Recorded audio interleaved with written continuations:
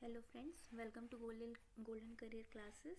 आज से हमारी एसएससी सीजीएल 2017 बैच स्टार्ट हो रही है। तो मैथ्स में आज हम देखेंगे मेंसुरेशन का पार्ट। मेंसुरेशन मतलब जो भी चैप्टर्स हमारा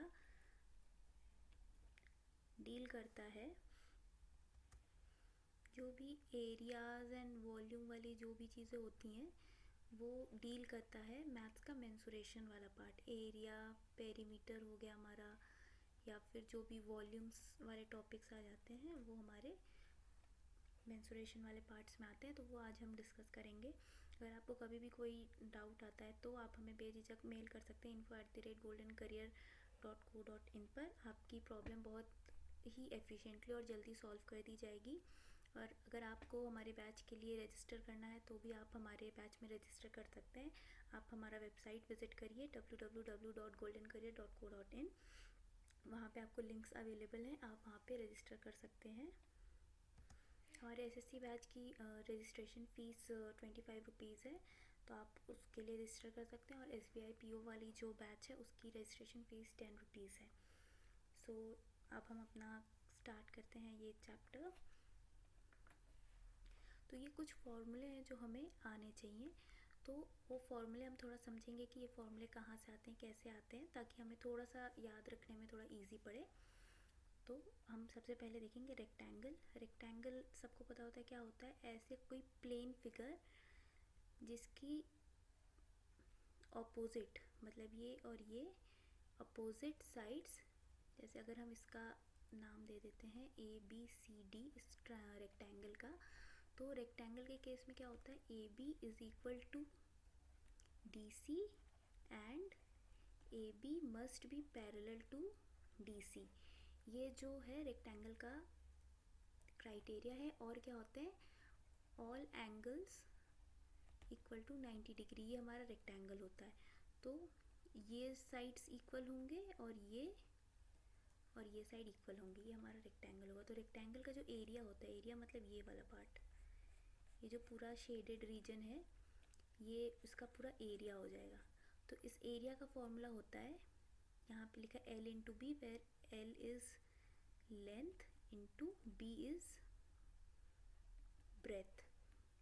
ये जो लंबी वाली साइड है ये हमारी लेंथ हो गई, और ये जो हमारी छोटी वाली साइड है ये हमारी ब्रेथ हो गई, चौड़ाई और लंबाई।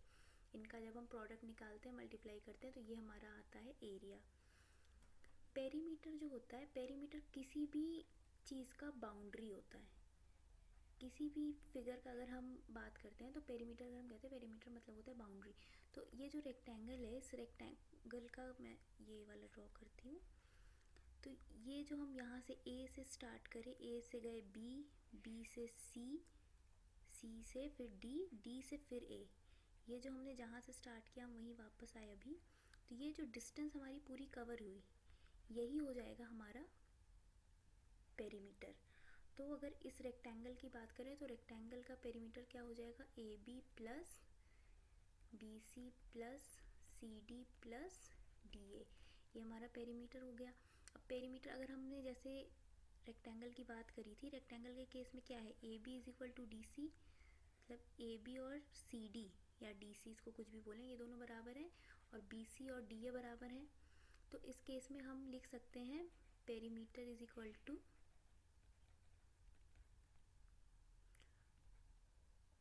2AB, हमने CD को भी AB लिख दिया, तो AB plus AB 2AB plus 2BC, यानी अगर हम 2 कॉमन ले लें, 2 इंटू, अगर AB हमारा लेंथ है और BC हमारा ब्रेथ B है, तो 2 इंटू L प्लस B, ये हमारा पेरीमीटर आ गया। तो इसी तरह हम बाकी सारे फॉर्मूले भी देख लेंगे, और उसके बाद हम कुछ एग्जांपल्स देखेंगे जो हमें क्वेश्चंस के टाइप को समझने में हेल्प करेगा। और हम आपको जैसे ही हम ये ओवर हो जाएगा, आपको with in few hours assignment भी अवेलेबल करा दी जाएगी मेंसुरेशन की, SSC CGL के पर्सपेक्टिव से जो आते हैं वो। नेक्स्ट आ जाता है हमारा स्क्वायर।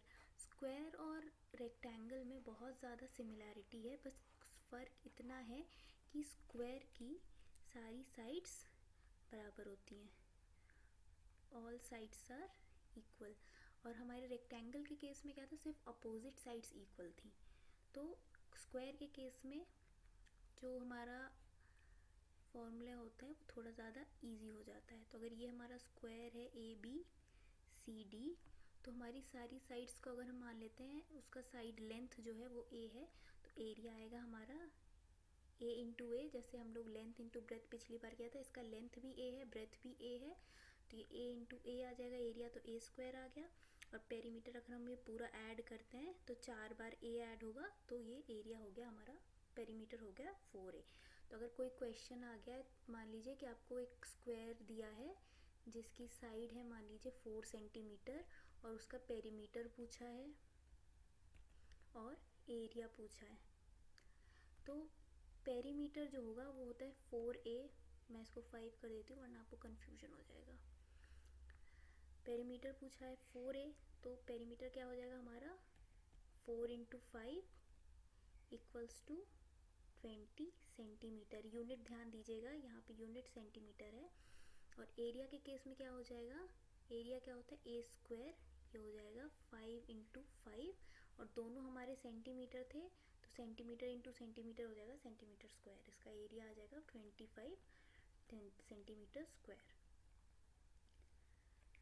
अब हम नेक्स्ट हमारा पैरेललोग्राम देखेंगे। पैरेललोग्राम, ये जो स्क्वायर और ये रेक्टेंगल जो भी थे ये हमारे टाइप्स ऑफ पैरेललोग्राम ही थे। पैरेललोग्राम जैसे नाम से समझ में आ रहा है, इनकी जो अपोजिट साइड्स होती हैं वो पैरेलल एंड इक्वल तो होती हैं, लेकिन रेक्टेंगल के केस में क्या था वो 90 डिग्री थे, लेकिन पैरेललोग्राम के केस में 90 डिग्री नहीं होंगे। तो ये जो मैंने फिगर बनाया है ABCD, इसमें ये जो AB है इक्वल टू CD है and AB is parallel to CD। Same है इसके साथ AD is equal to BC and AD is parallel to BC। लेकिन इसमें ये जो एंगल्स हैं ये 90 डिग्री नहीं भी हो सकते हैं। अगर 90 डिग्री होते हैं तो वो एक स्पेशल टाइप का पैरेललोग्राम हो जाता है जिसका नाम रेक्टेंगल हो जाता है। तो इसमें साइड्स, इसमें जो एंगल्स होंगी वो ज़रूरी नहीं है 90 डिग्री हो। और एक बात, पैरेललोग्राम के केस में ये जो अपोजिट एंगल्स होते हैं ना, जैसे एंगल A ये इक्वल होगा एंगल C के, और ये एंगल B जो है वो एंगल D के बराबर होता है। तो उस अब पैरेललोग्राम का एरिया कैसे हम लोग निकालते हैं, मान लीजिए मैंने यहाँ से परपेंडिकुलर ड्रॉप किया, ये 90 डिग्री का ये लाइन जो है हमने ये CD पे ये लाइन खींची, ठीक है। तो ये CD जो है ये हमारा हो गया बेस इस पैरेललोग्राम का, जिस पे हमने ड्रॉ किया, जिस लाइन पे हमने परपेंडिकुलर ड्रॉ किया। उस केस में इसका एरिया हो जाएगा लेंथ, लेंथ मतलब ये CD इंटू H, H है ये मेरा, अगर मैं इसका नाम दे दूँ E, तो ये हो जाएगा H, AE is equal to H। तो पैरेललोग्राम का जो एरिया आ जाता है वो हो जाता है लेंथ इंटू H। सेम अगर हम लोग दूसरी तरह से ड्रॉ करते,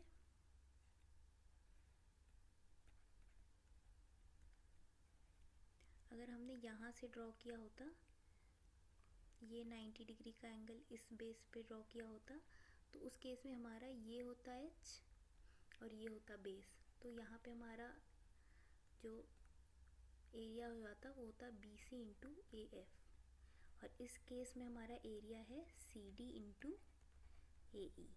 लेकिन दोनों की वैल्यूज़ जो होंगी वो सेम ही होंगी, क्योंकि हमारा बेस और हाइट इस केस में दोनों चेंज हो जा रहा है, ये डिफरेंट है ये डिफरेंट है, सेम ही पैरेललोग्राम हो तो भी।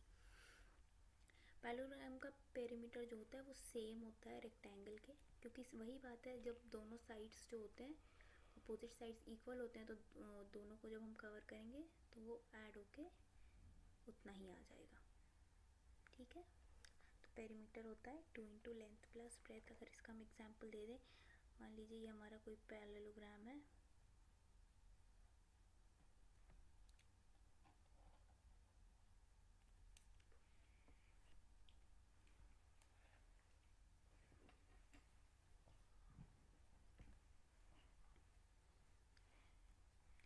ये 5 सेंटीमीटर दिया हुआ है, और ये हाइट मान लीजिए 3 सेंटीमीटर दिया हुआ है, तो एरिया हो जाएगा हमारा 15 सेंटीमीटर स्क्वायर।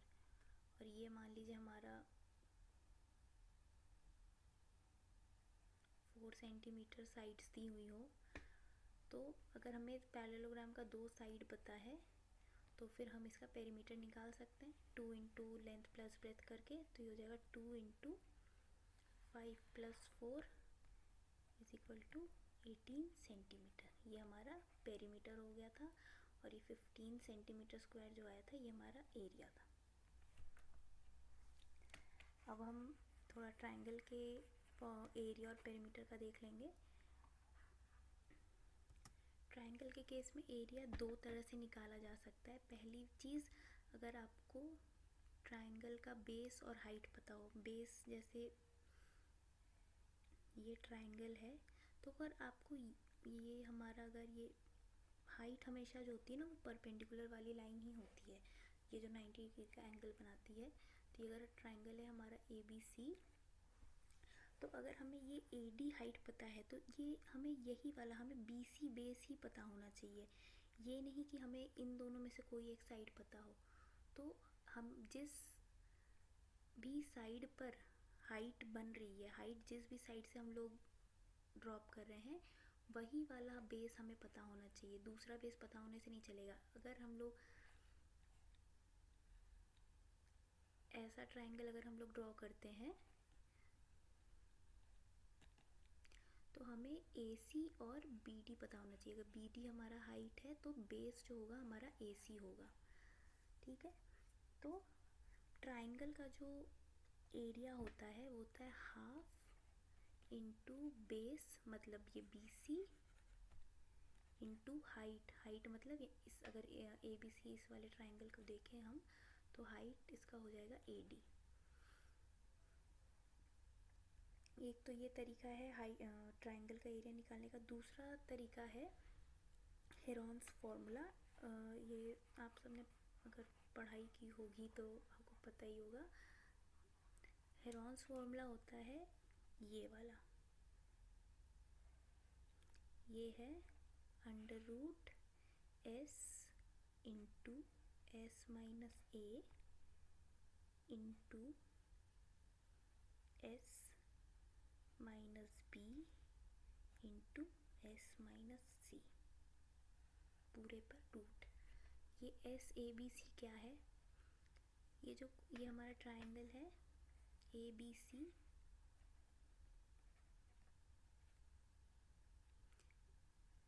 इसकी तीनों की साइड लेंथ्स गिवन है। तो ये ABC जो है ना, ये ट्रायंगल की साइड्स की लेंथ है। और ये S जो है, S को हम लोग कहते हैं सेमी पेरीमीटर। ये S जो होता है वो सेमी पेरीमीटर होता है। तो सेमी पेरीमीटर और कुछ नहीं होता है, ये होता है पेरीमीटर डिवाइडेड बाई 2। पेरीमीटर मैंने जैसे अभी पहले ही आपको बता दिया था, पेरीमीटर होता है मतलब पूरा ये जो बाउंड्री जो होती है इसकी, ये हो जाएगा हमारा पेरीमीटर। तो इस ट्रायंगल का अगर हम देखें, पेरीमीटर होगा A plus B plus C, तो S यानी सेमी पेरीमीटर हो जाएगा A plus B plus C by 2। तो हम ऐसे, अगर हमारे किसी भी ट्रायंगल की तीनों साइड्स गिवन है तो उसका हम हेरॉन्स फार्मूला, इसका नाम है हेरॉन्स फार्मूला, से उसका हम एरिया निकाल सकते हैं। याद रखिएगा ये एरिया के लिए फार्मूला है। तो अगर मान लीजिए जैसे ये ट्रायंगल है हमारा, A is equal to 3 centimetre, B is equal to 4 centimetre और C is equal to 5 centimetre दिया है, तो हमारा सेमी पेरीमीटर हो जाएगा 3 plus 4 plus 5 by 2 centimetre is equal to 6 centimetre आ जाएगा। 12 बाई 2 6 सेंटीमीटर। अब जो हमारा एरिया निकलेगा, एरिया हो जाएगा 6 into 6 minus 3 into 6 minus 4 into 6 minus 5।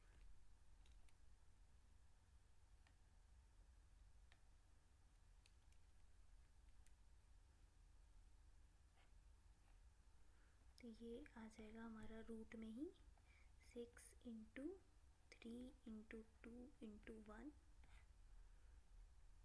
जो कि आ गया हमारा 6 × 6। अब इसका हम लोग रूट निकालेंगे तो 6 cm²। तो अगर हमें तीनों साइड्स पता है तो एरिया हमारा ट्रायंगल का निकल सकता है। अगला जो है हमारा इसमें दिया हुआ है जैसे राइट ट्रायंगल। राइट ट्रायंगल का ही एक स्पेशल केस है जिसमें कोई भी एक एंगल, 3 एंगल होते हैं जो, उनमें से कोई भी एक एंगल जो है वो 90 डिग्री होगा। तो अगर हमारे पास ऐसा कोई ट्रायंगल है तो उसका एरिया निकालना बहुत ही ईजी है, क्योंकि हम लोग हाइट जो निकालते हैं वो ऑलरेडी वो होता है कि किसी भी एक वर्टेक्स से 90 डिग्री का मतलब एक परपेंडिकुलर ड्रॉप करते हैं। परपेंडिकुलर मतलब 90 डिग्री का, ऐसी लाइन जो बेस पे 90 डिग्री बताए, 90 डिग्री का एंगल बनाए। लेकिन राइट एंगल के केस में ये 90 डिग्री एक एंगल होता ही है। तो अगर हम इस वाले वर्टेक्स से एक परपेंडिकुलर ड्रॉप भी करें तो वो इसी लाइन पर कोइंसाइड कर जाएगी, इसी लाइन पर रहेगी। तो ये हमारा ऑलरेडी प्रेजेंट होता है हाइट।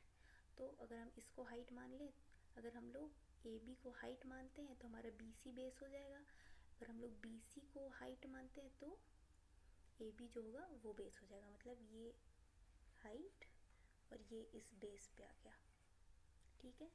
तो एरिया जो होता है हमारा half into base into height तो होता ही है। तो हमें राइट एंगल के केस में क्या याद रखना है कि जो दो साइड्स राइट एंगल का, जो दो साइड्स 90 डिग्री का एंगल बना रही हैं, जैसे ए बी और बी सी मिलकर 90 डिग्री का एंगल बना रहे हैं, यही इन्हीं दोनों साइड्स का जो प्रोडक्ट निकालेंगे वो हो जाएगा हमारा एरिया। मतलब 1/2 इंटू उन दोनों साइड्स का प्रोडक्ट। पेरीमीटर में यहाँ पे b + h + d, तो अगर मान लीजिए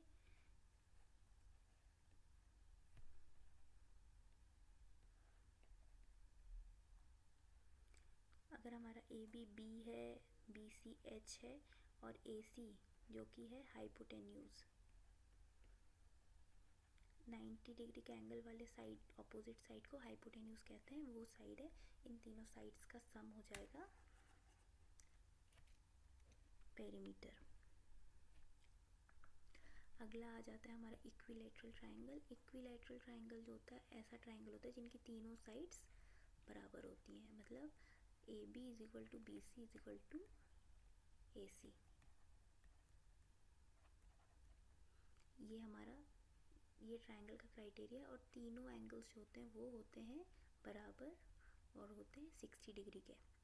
तो अगर हमें ऐसा कोई एरिया निकालना है ट्रायंगल का, अगर हम मान लेते हैं इनके तीनों साइड्स का लेंथ है a और ये हमारा परपेंडिकुलर है ए डी, तो ये परपेंडिकुलर जो ड्रॉप करते हैं ना वो इन दोनों साइड्स को इक्वल पार्ट्स में डिवाइड करता है। तो ये a/2 और a/2 हो गया। मतलब B D = D C, a/2 हो गए दोनों। अब जब हमें पाइथागोरस थ्योरम तो पता ही है, पाइथागोरस थ्योरम अगर हम लगाते हैं तो हमें ये जो हाइट है ए डी वो पता चल जाएगा। कैसे पता चल जाएगा? अगर ये हम ट्रायंगल को कंसीडर करें, ट्रायंगल ए डी सी, उसमें हाइपोटेन्यूज है ए सी, तो AC² = AD² + DC²। तो हमारा AC जो है वो A है, AD² हमें निकालना है और DC जो है वो हमारा a/2 है। तो ये हो जाएगा a²/4। जब a/2 का स्क्वायर करेंगे तो a²/4 आ जाएगा। तो AD जो आ गया हमारा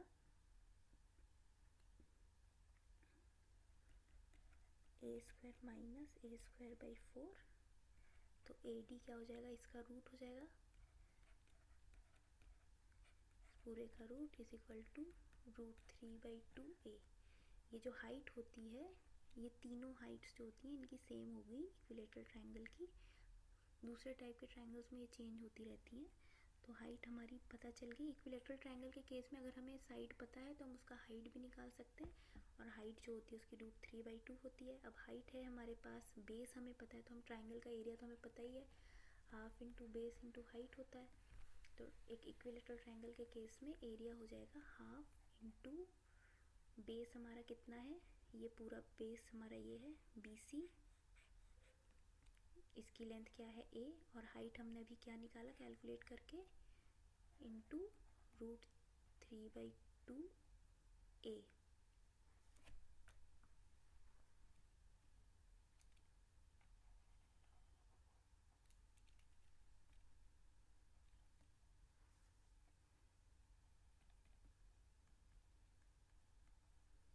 तो ये आ जाएगा √3/4 a²।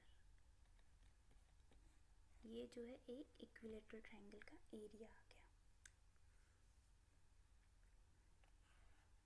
पेरीमीटर तो जैसे सबको पता है कि सम ऑफ साइड्स होते हैं, तो सम ऑफ साइड्स हमारा a + a + a हो जाएगा 3a के बराबर।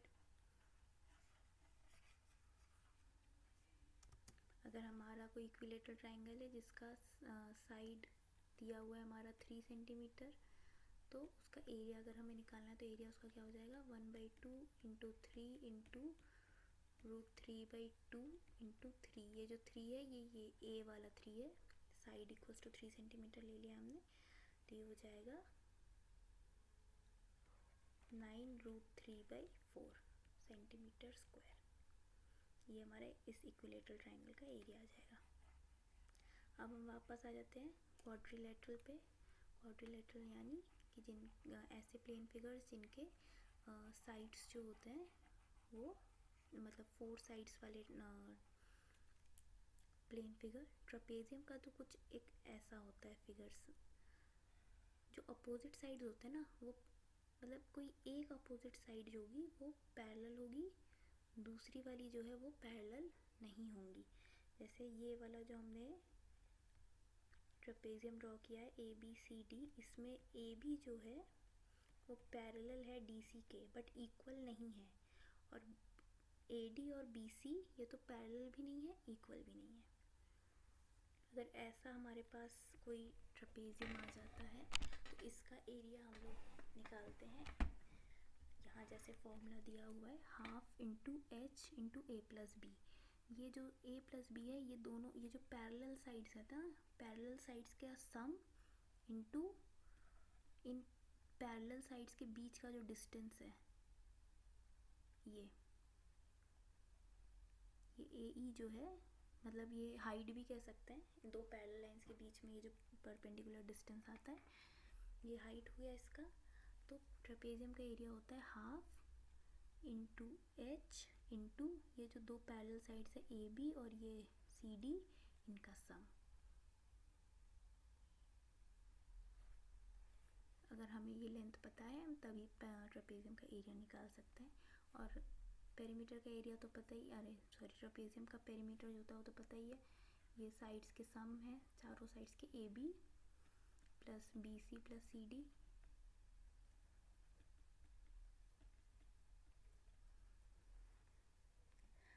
अब रोम्बस जो होता है, रोम्बस और स्क्वायर में थोड़ी सी बस डिफरेंस होती है। स्क्वायर में जो होता है ना, अगर हम स्क्वायर का देखें,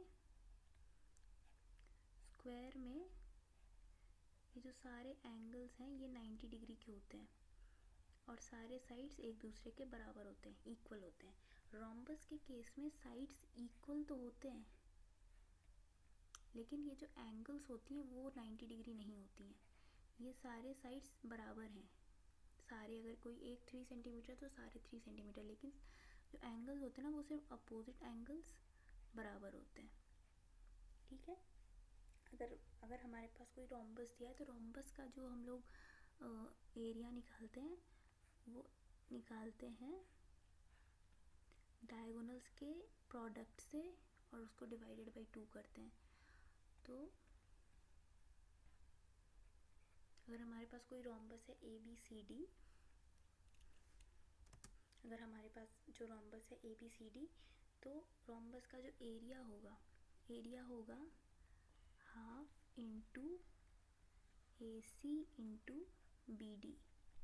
ये रहा हमारा AC, ये जो डायगोनल 1 है, और ये BD जो डायगोनल 2 है।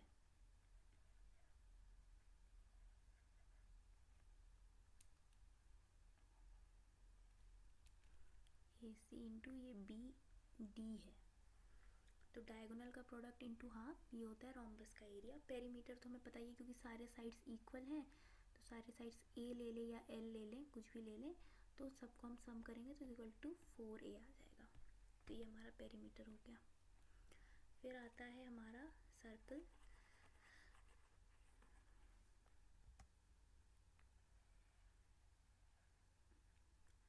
सर्कल जो होता है ये है सर्कल, और ये सेंटर से जो उसके बाउंड्री का जो डिस्टेंस है उसको कहते हैं रेडियस। ये r is equal to radius है हमारा। जो सर्कल का एरिया होता है वो एरिया होता है पाई r स्क्वायर। पाई जो होता है, पाई का एक कांस्टेंट है, इसकी वैल्यू होती है 22/7 या फिर इज इक्वल टू 3.14। लेकिन हम लोग मोस्ट ऑफ द क्वेश्चंस जो एसएससी लेवल पे आते हैं ना वो 22/7 लेके ही सॉल्व करते हैं, क्योंकि वो सॉल्व करते वक्त कट जाते हैं काफ़ी जगह। तो पाई की वैल्यू हम 22/7 रखते हैं, और रेडियस की वैल्यू जो हमें गिवन होती है वो होता है r। ये r स्क्वायर हो गया। अब दूसरा चीज़ होता है diameter. Diameter is equal to 2r। कोई भी एक ऐसी लाइन जो सेंटर से, जो एक सर्कल का जो बाउंड्री है उसके एक पॉइंट से दूसरे अपोजिट साइड पे टच करता है सेंटर से पास करते हुए, ऐसी लाइन को हम कहते हैं डायमीटर। और ये जो होता है वो होता है 2r। तो अगर हमारे पास डायमीटर दी हुई है d, तो एरिया क्या हो जाएगा, हम लोग रेडियस पुट करेंगे, रेडियस क्या हो जाएगा डायमीटर बाई 2।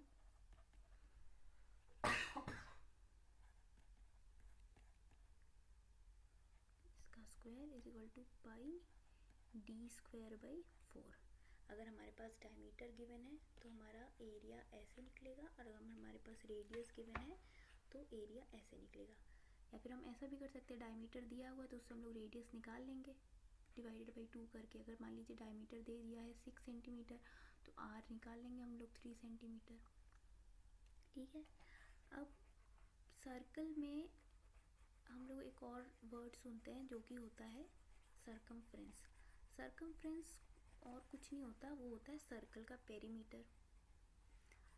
जो सर्कल की बाउंड्री है उसको हम, जैसे हम लोग बाकी में साइड्स जो होते थे वो गिने होते थे, उनको ऐड करके निकाल लेते थे। यहाँ पे तो वैसे कोई साइड्स है नहीं क्योंकि सर्कल में कोई वर्टेक्स नहीं है। तो सर्कल के केस में हम क्या कहते हैं, ये अगर मैं इस पॉइंट से स्टार्ट करूँ, ये जो मैंने ड्रॉ कर दिया, ये पूरा ये जो रेड लाइन को कवर करने के लिए ये जो बाउंड्री बनी है ये है सर्कल का सर्कमफेरेंस। इसका फॉर्मूला होता है 2πr, और ये इसको हम ऐसे भी लिखते हैं पाई इंटू 2r भी लिख सकते हैं। और ये 2r क्या होता है d यानी डायमीटर, तो पाई d।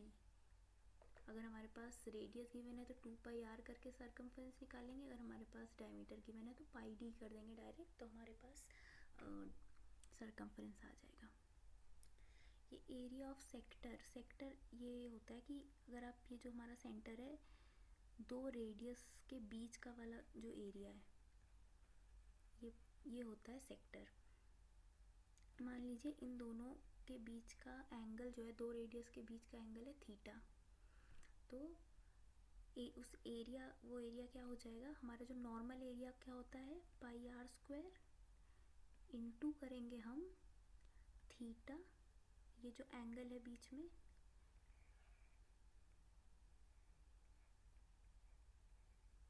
ये दो रेडियस के बीच में जो एंगल बना वो थीटा, डिवाइडेड बाई 360 डिग्री। इसमें हमें ध्यान ये रखना है कि ये जो थीटा है ना, थीटा की वैल्यू होनी चाहिए डिग्री में, रेडियंस में नहीं। यहाँ पे थीटा की वैल्यू जो होगी वो डिग्री में होगी, तभी नीचे हम 360 से डिवाइड करेंगे। अगर थीटा हमारा रेडियंस में गिवन है तो ये हो जाएगा पाई r स्क्वायर जो हमारा एरिया है into theta into 2π। 2π is equal to 360 degree ही होता है, लेकिन इसमें जो ये 2π है ये रेडियंस में वैल्यू है हमारी, तो यहाँ पे पाई पाई कट जाएगा, तो ये हो जाएगा r स्क्वायर थीटा बाई 2। इस केस में थीटा की जो वैल्यू है वो रेडियंस में दी हुई है, और जब हम लोग थीटा बाई 360 करते हैं उस केस में वैल्यू हमारी डिग्री में, थीटा की जो वैल्यू होती है वो डिग्री में दी हुई होती है। तो यहाँ पे थीटा जो है डिग्री में है।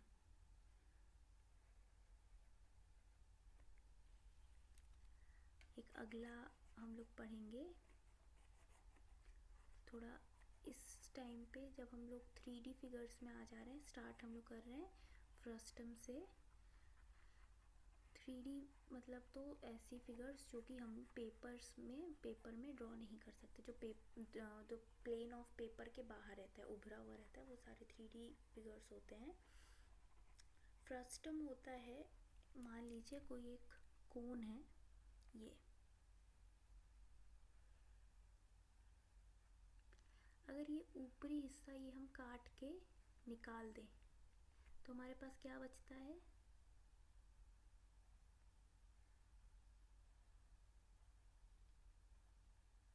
ये। तो ऐसा कोई फिगर होता है, इसको हम कहते हैं फ्रस्टम। तो इसमें अब दो चीज़ें होती हैं, एक curved surface area, curved surface area को ही हम लोग लैटरल सरफेस एरिया बोलते हैं, या फिर टोटल सरफेस एरिया। ये सेकंड वाला जो है वो टोटल सरफेस एरिया है। कर्व्ड सरफेस एरिया है ये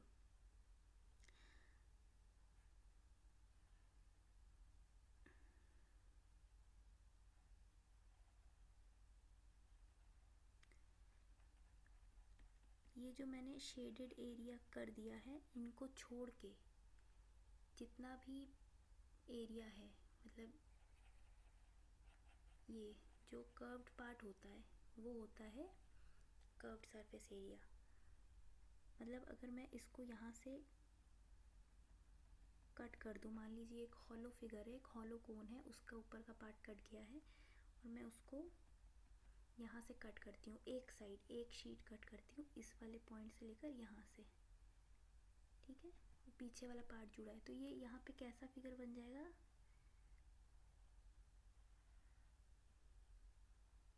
ऐसा।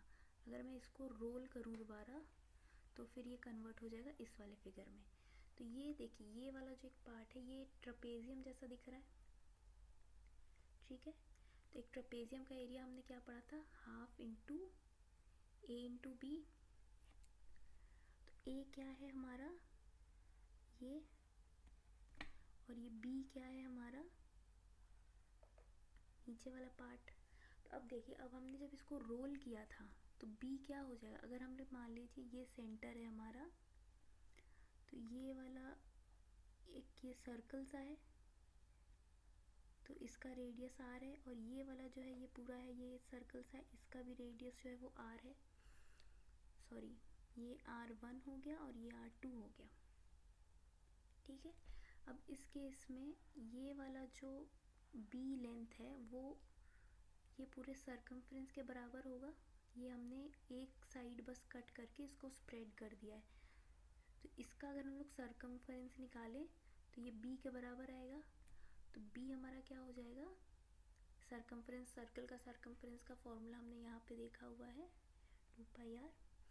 B हमारा क्या हो जाएगा, 2πr2, A is equal to हो जाएगा 2πr1, और ये पूरा एरिया क्या हो जाएगा, जो हमने ट्रेपेजियम का एरिया पढ़ा था वही हो जाएगा, क्या हो जाएगा। और ये हाँ, अगर इस कॉर्नर से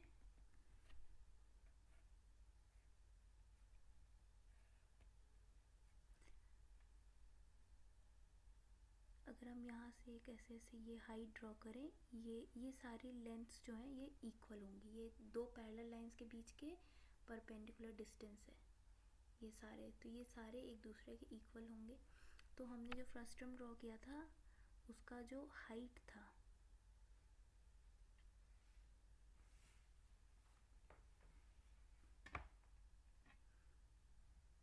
ये जो हाइट है, यही ये डिस्टेंस ये भी है h। तो हमारा अगर कोई फ्रस्टम दिया हुआ है तो उसका कर्व्ड सरफेस एरिया क्या हो जाएगा, half into h into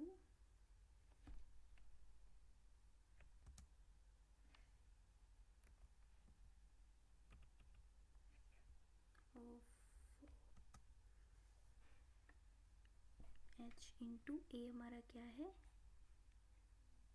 2πr1 plus B हमारा क्या है 2πr2। ये हो गया हमारा एक फ्रस्टम का एरिया।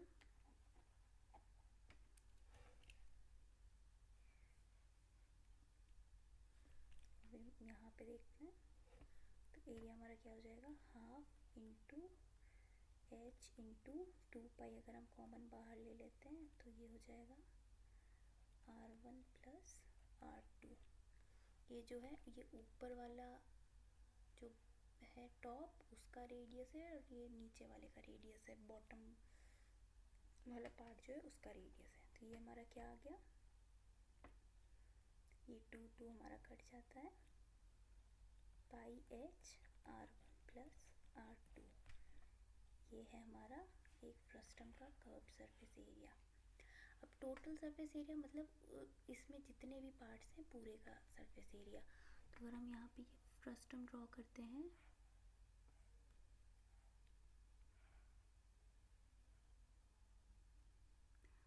तो ये जो हमारा कर्व्ड सरफेस एरिया हमने निकाला था वो प्लस ये जो दो हमारे ऊपर और ये नीचे वाले ये जो पार्ट्स थे इनको भी ऐड करेंगे। तो हमारा कर्व्ड सरफेस एरिया आ गया ये,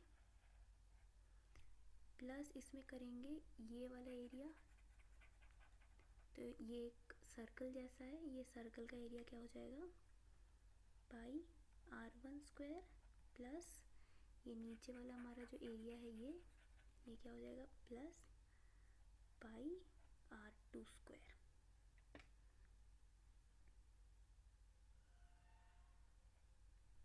अब इसको हम थोड़ा और सिंप्लीफाई करेंगे तो ये हो जाएगा पाई सब में कॉमन है, पाई ले लेंगे हम बाहर, h into r1 plus h into r2 plus r1 square plus r2 square.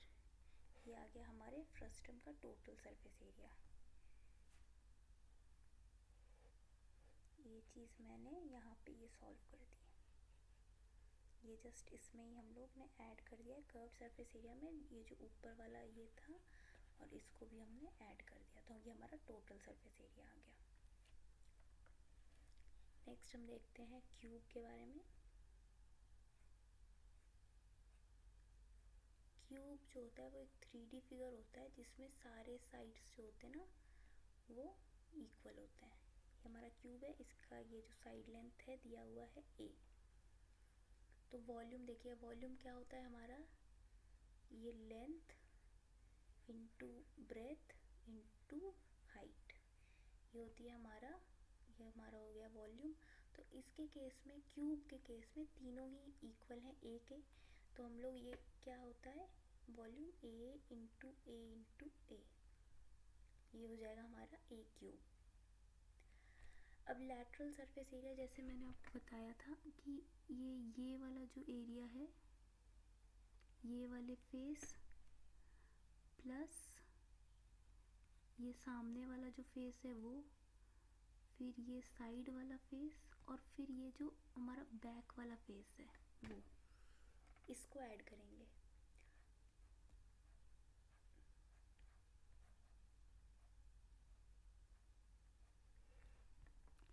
ये जो हमारा टॉप फेस था ना वो और ये बॉटम फेस ये ऐड नहीं करेंगे, ठीक है। इनको छोड़ के जो बाकी चार फेस हैं, ये वाला फेस, ये सामने वाला फेस, ये पीछे और ये वाला, इनके एरियाज को ऐड करेंगे। तो अगर हम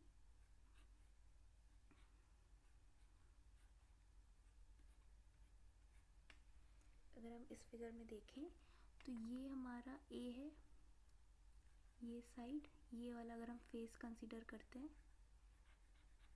और ये साइड भी हमारा A है, तो इस साइड का एरिया क्या हो जाएगा A इंटू ए, ये हो जाएगा A स्क्वायर। तो ऐसे ही हमारे पास चार साइड्स हैं, हम ऊपर वाला और नीचे वाला साइड छोड़ देंगे तो इनको अगर हम ऐड करेंगे तो ये आ जाएगा 4a²। और फिर टोटल सरफेस एरिया में हम लोग ये टॉप वाला जो एरिया है वो और ये बॉटम वाला जो एरिया है वो, ये दोनों काउंट करते हैं। तो अगर हम इन दोनों को भी ऐड कर देंगे तो ये आ जाएगा 4a² total surface area plus ये टॉप वाला एरिया और बॉटम वाला एरिया, तो ये हो जाएगा 4a² प्लस 2a², 6a² आ गया। और ये जो हमारा क्यूब है, इस पूरे क्यूब का जो डायगोनल होता है वो होता है हमारा √3a, मतलब वो इस पॉइंट से यहाँ पे जाएगा। ये जो सामने वाला कॉर्नर है उससे एकदम top most back corner,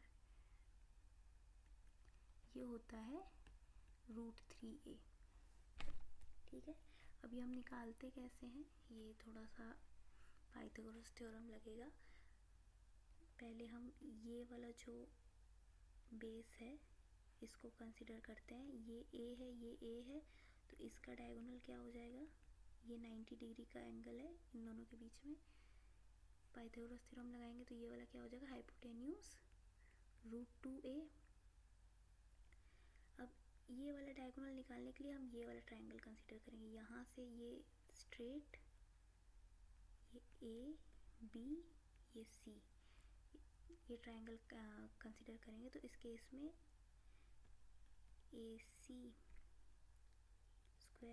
plus BC² is equal to AB²। AB ही हमें निकालना है, तो AB is equal to √AC का स्क्वायर क्या हो जाएगा, A² और BC का स्क्वायर हो जाएगा 2A²। और AB हमारा क्या आ गया फिर √3a। तो ये हमारा बॉडी डायगोनल निकल गया √3a। नेक्स्ट हमारा है क्यूबॉइड। क्यूबॉइड जो होता है वो क्यूब से ही आता है। क्यूब में सारी जो साइड लेंथ्स हैं वो इक्वल थी, लेकिन क्यूबॉइड में जो सारी लेंथ्स होती हैं वो इक्वल नहीं होती हैं, तो उसमें हम लोग एक ही बजाय लेंथ, ब्रेथ और हाइट यूज़ करते हैं। तो हमारा क्यूबॉइड जो है वो कुछ ऐसा होगा।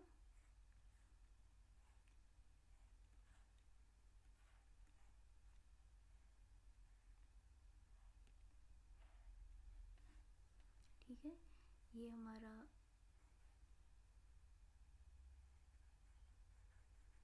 हाइट, ये हमारा लेंथ और ये हो गया ब्रेथ। तो वॉल्यूम जो होगा वो क्या हो जाएगा, length into breadth into height. ये लेंथ, ये ब्रेथ और ये हाइट, ये हमारा वॉल्यूम आ गया। अब टोटल सरफेस एरिया जो है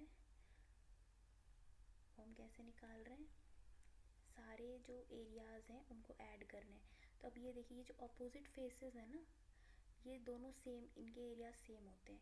तो अगर हम 3 फेसेस के एरियाज निकाल लें और उनको 2-2 बार ऐड कर दें तो हमारा टोटल सरफेस एरिया निकल आएगा। तो ये वाला जो सरफेस है इसका एरिया है b इंटू एल। जो ये वाला सरफेस है इसका एरिया है b इंटू एच, ये b और ये h। ठीक है, और जो ये वाला एरिया है हमारा इस वाले साइड का, इसका एरिया है l इंटू एच। अब इन्हीं साइड्स के अपोजिट भी सेम साइड्स हैं, अगर इनको हम ऐड करेंगे तो ये फॉर्मूला आ जाएगा 2 into length into breadth plus breadth into height plus height into length. अब इसका जो बॉडी डायगोनल होता है वो होता है पूरे का रूट L² प्लस ब्रेथ² प्लस हाइट²। ठीक है, अब आता है हमारा सिलेंडर।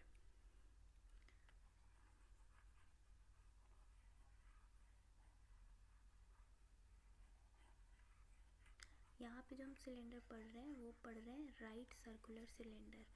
मतलब ये जो सिलेंडर है ये कुछ इस टाइप का है।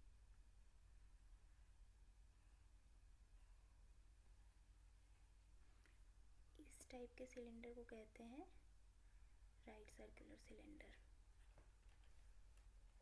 और जो दूसरे टाइप का सिलेंडर होता है वो इस टाइप का होता है, ये थोड़ा तिरछा सा होता है। इसका हाइट जो है वो ये है और ये स्लैंट हाइट कहते हैं इसको। ठीक है, तो हम लोग जो पढ़ेंगे वो पढ़ेंगे राइट सर्कुलर सिलेंडर। ठीक है, इसका वॉल्यूम होता है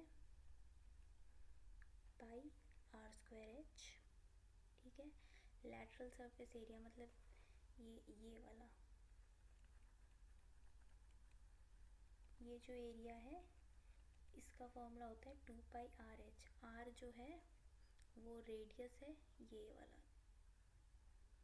इस वाले सर्कल का रेडियस है आर, और ये हाइट जो होती है, ये टॉप और बॉटम के बीच की डिफरेंस जो होती है सेंटर्स की, वो है हाइट।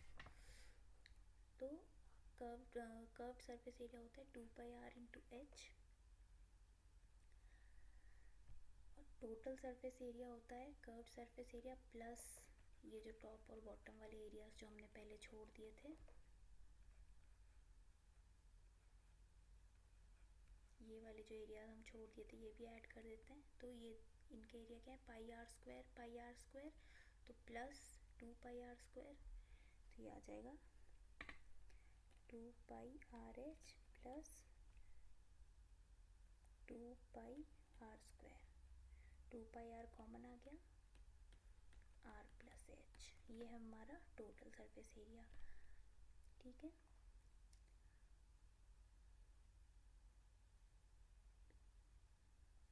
अब यहाँ पे जो हमारा बता रहा है volume of a hollow cylinder, मतलब अगर कोई सिलेंडर है इस टाइप का,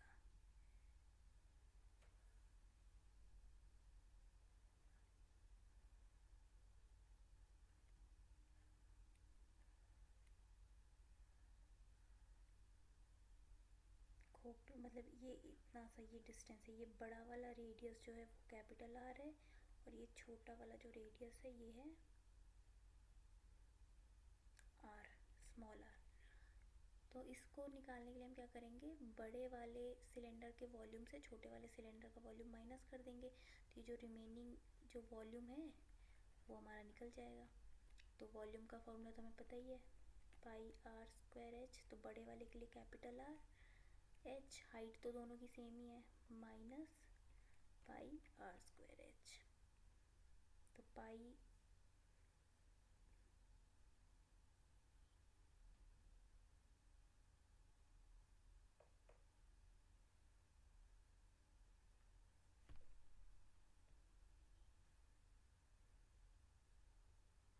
पाई एच बाहर आ गया, और ये आ गया r square minus small r square, यहाँ पे आर नहीं होगा।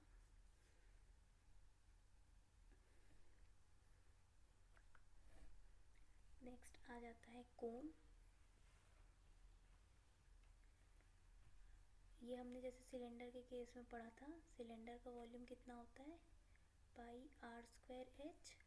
वॉल्यूम ये सेम, अगर कोई सिलेंडर है जिसका हाइट सेम एज सिलेंडर है, इन दोनों की हाइट जो है वो एच है, और रेडियस दोनों के बेस का स्मॉल आर है, तो जो कोन है, कोन का जो वॉल्यूम हो जाता है वो हो जाता है 1/3 of cylinder.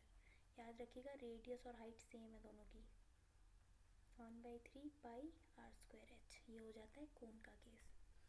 Curved surface area होता है पाई आर एल, मतलब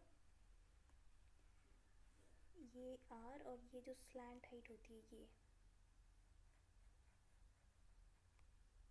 ये होता है एल। तो कर्व्ड सरफेस होता है pi are into slant height. अगर हमें रेडियस और ये हाइट पता है तो हम यहाँ से स्लैंट हाइट निकाल सकते हैं, L is equal to h square plus r square का रूट, ये होता है स्लैंट हाइट कोन का। टोटल सरफेस एरिया में ये जो हमारा कर्व्ड सरफेस एरिया निकल गया था ये पाई आर एल, इसमें हम क्या ऐड कर देंगे, इस वाले ये वाला जो फेस है इसका एरिया। तो ये एक सर्कल है, सर्कल जो होता है वो उसका एरिया क्या होता है, पाई आर स्क्वायर। तो अगर हम pi R L plus pi are square अगर करते हैं तो ये क्या आ जाता है, pi R common, R plus L, ये हो गया हमारा टोटल सरफेस एरिया। अब नेक्स्ट हमारा दिया हुआ है स्फीयर। स्फीयर को हम एकदम इजीली कंपेयर कर सकते हैं एक बॉल से। तो एक कोई अगर हमारे पास बॉल है,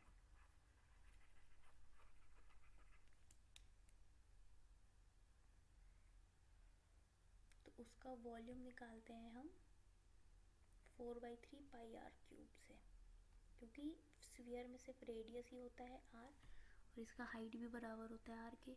तो वॉल्यूम जो होता है वो हमारा हो जाता है 4/3 पाई आर क्यूब। और सरफेस एरिया जो होता है, मतलब ये एरिया वो हो जाता है 4 पाई आर स्क्वायर। स्फीयर के केस में सिर्फ सरफेस एरिया होता है, लैटरल टोटल दोनों बराबर होते हैं। नेक्स्ट है हमारा हेमिस्फीयर। हेमिस्फीयर मतलब एक स्फीयर को अगर हम बीच में से काट देते हैं, अगर काट दिया हमने, अगर एक स्फीयर को दो पार्ट में काट दिया बराबर बराबर, तो क्या हो गया, वॉल्यूम तो जो दूसरे की होगी वो हाफ ही हो जाएगी। तो अगर पहले हमारी थी 4/3 पाई आर क्यूब, तो इसका हाफ हो जाएगा 2/3 पाई आर क्यूब। ठीक है, अब इसका कर्व्ड सरफेस एरिया होगा सिर्फ इतना वाला पार्ट। ठीक है, कर्व्ड सरफेस एरिया का क्या होता है 2 पाई आर स्क्वायर। और टोटल सरफेस एरिया में ये वाला एरिया ऐड हो जाएगा, तो इसका एरिया क्या है पाई आर स्क्वायर। तो ये अगर हम ऐड करते हैं तो ये क्या आ जाएगा 3/3 पाई आर स्क्वायर। तो यहीं पे हमारे सारे फॉर्मूले वाले जो पार्ट होते हैं वो ख़त्म हो जाते हैं। अभी हम कुछ क्वेश्चंस देख लेंगे। तो हमारा क्वेश्चन एक है ये, अगर एक सर्कल का रेडियस गिवन है r, एरिया a और सरकमफ्रेंस c, तो इन चारों में से कौन सा रिलेशन सही होगा। तो हम पहले अब रिलेशनशिप निकालने के लिए हम सरकमफ्रेंस और एरिया दोनों को रेडियस के टर्म्स में लिख लेते हैं, और फिर हम देखते हैं इन दोनों में से कौन सा सही आता है। एरिया हमारा सर्कल का क्या होता है पाई आर स्क्वायर, और सरकमफ्रेंस क्या होता है 2 पाई आर। ठीक है, तो अब हम लोग इनमें से रेशियो, अब इनमें से कौन सा रिलेशनशिप सही होता है हम वो देखते हैं। हम लोग पहले क्या करते हैं a/c निकाल लेते हैं। तो हमारा a/c अगर हम निकालते हैं तो क्या आ जाता है पाई पाई दोनों से कट गया, मतलब रुकिए pi are square by 2 pi R, तो पाई पाई गया, एक आर से एक आर गया। तो हमारा ये रेशियो क्या आता है a/c is equal to are. अब ये देखिए कि ये कोई भी ऐसा है जो इस फॉर्म में लिखा हुआ है a/c is equal to r/2। तो अगर हम इसको क्रॉस मल्टीप्लाई कर देते तो ये क्या आता है 2a is equal to r into C. एक हमारा इसी रिलेशन से ये डायरेक्ट रिलेशन आता है। तो ये हमारा जो है ये ऑप्शन ए में गिवन है, और बाकी सारे रिलेशंस जो है गलत है। तो ये हमारा आंसर क्या हो गया ये। अभी हम नेक्स्ट क्वेश्चन देखते हैं। तो ये है हमारा क्वेश्चन, हमारे पास एक कैनवस है जिसका विड्थ दिया हुआ है 75 सेंटीमीटर। उस कैनवस से एक कोनिकल टेंट बना है जिसके बेस का एरिया दे रखा है 346.5 मीटर स्क्वायर।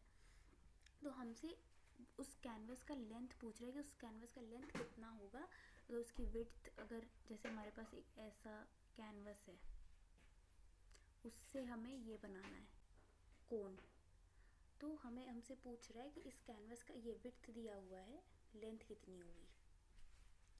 ठीक है, अब हम जब इस टाइप के क्वेश्चंस आएंगे ना, इस टाइप के क्वेश्चंस हम किससे सॉल्व करते हैं एरिया के बेसिस पे सॉल्व करते हैं। ठीक है, अब जैसे एक शीट है उसको दूसरे शेप में कन्वर्ट कर रहे हैं, तो ये क्या हो रहा है सिर्फ इसमें जो एरिया है वो सेम हो जा रहा है, सिर्फ शेप ही चेंज हो रहा है। तो हम लोग एरिया को इक्वेट करके इसमें क्वेश्चन जो सोल्यूशन होता है वो करते हैं। ठीक है, अब इसमें क्या कर रहा है, ये जो हमारा फ्लोर का एरिया दिया हुआ है, फ्लोर का एरिया देने का क्या मतलब है, ये हम लोग रेडियस जो है हमें वो डायरेक्टली नहीं दिया हुआ है, हमें फ्लोर का एरिया दिया हुआ है, उस फ्लोर के एरिया से हमें रेडियस जो है वो निकालना है। तो फ्लोर का एरिया हमारा pi are square is equal to 346.5 metre square आ गया।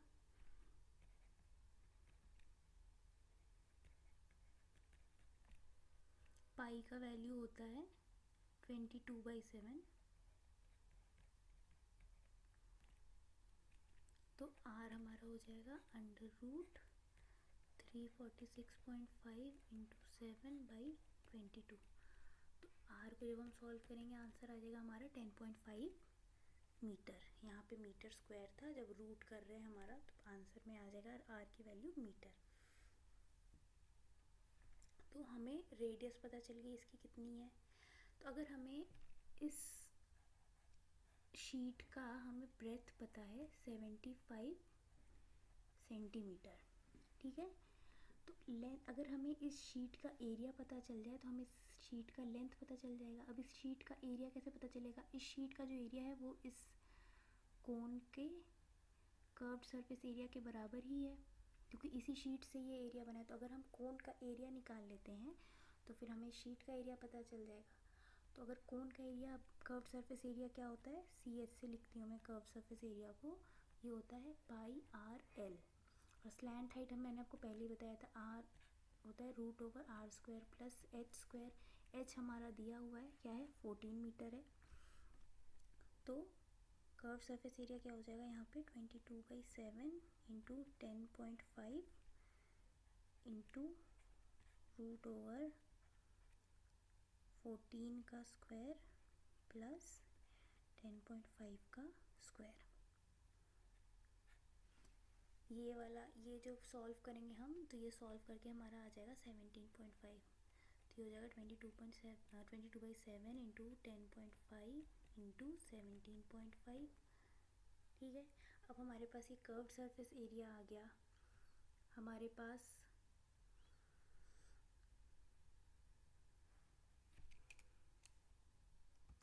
ये जो कर्व्ड सरफेस एरिया यही है उस कैनवस के एरिया के बराबर। तो CS से is equal to area of canvas. Area of canvas क्या है, एक लेंथ पूछा है, विड्थ दिया है, तो ये क्या हो जाएगा, मतलब 22/7 इंटू 10.5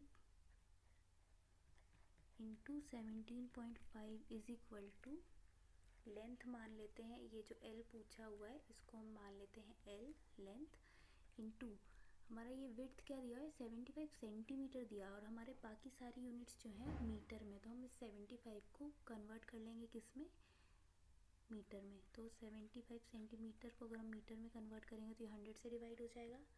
अब हमें L कैलकुलेट करना है, वो बहुत ईजीली हो जाएगा, ठीक है। 100 से इधर मल्टीप्लाई करते हैं, क्रॉस मल्टीप्लाई करके L is equal to 22/7 into 10.5 into 17.5 into 100 divided by 75। ये सॉल्व करके क्या आ जाएगा हमारा 770 मीटर। तो अगर ऐसे कोई क्वेश्चन आते हैं तो हम एरिया में, जब किसी एक शेप को, जब हम लोग यहाँ पे देख रहे हैं किसी एक चीज़ से दूसरी शेप बना रहे हैं, तो इस केस में हमने एरिया का यूज़ किया है। अभी कभी कभी दूसरे टाइप के क्वेश्चन आते हैं जिसमें एक शेप को मेल्ट कर दूसरा बनाते हैं। अगर मेल्ट करके दूसरे में कन्वर्ट करें, जैसे एक स्फीयर को मेल्ट करके कोन बनाया, तो उस केस में हम वॉल्यूम जो होता है वो सेम रख के कैलकुलेशंस करते हैं। तो मैं आपको एक क्वेश्चन दे देती हूँ, वो आप प्लीज़ ट्राई करिएगा। अगर ट्राई करके क्वेश्चन का अगर आपको सोल्यूशन, अगर आंसर मिलता है, सॉल्व करिए, उसका आंसर हमें आप बताइए। अगर वो आंसर सही होता है तो ठीक है, हम आपको बता देंगे। अगर सही नहीं होता है तो आप प्लीज़ हमारी फैकल्टी जो हैं उनसे पूछिए, वो आपको ज़रूर हेल्प करेंगे और आपको सही सोल्यूशन प्रोवाइड करेंगे। क्वेश्चन है, a conical iron piece having diameter 28 centimetre and height 30 centimetre is totally immersed into the water of cylindrical vessel resulting into the rise of water level by 6.4 centimeter. The diameter of the vessel is। तो मैं आपको एक hint ये देती हूँ कि ये जो है आपका सॉल्व होगा वॉल्यूम के यूज़ से। तो ये सॉल्व करिए और आंसर इसके ऑप्शंस दिए हुए हैं, आप हमें आंसर कमेंट में बताइए सही आंसर क्या है। Thank you for watching and please हमारा चैनल सब्सक्राइब करिए, और वीडियो अगर आपको सही लगता है, लाइक करता है तो अच्छा लगता है तो प्लीज़ लाइक करिए और हमें सपोर्ट करिए।